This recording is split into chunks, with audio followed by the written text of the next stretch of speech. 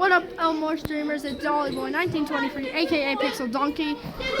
I just like to point out that we're going to be reviewing this Rubik's Cube today. So you see, this does look good, and my friend Bobber can solve it, but I can't because I'm a big noob.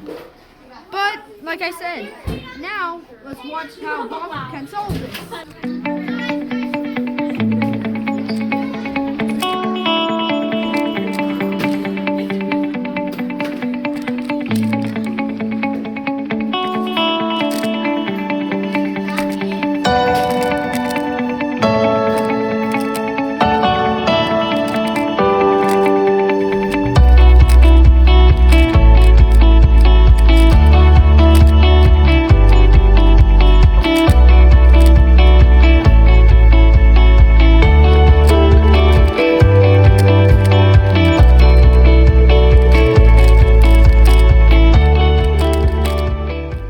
Here's the checker pattern.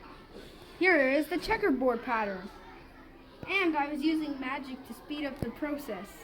And yes, I am definitely having fun. And this is also season 2, episode 1. And Pixel Donkey out.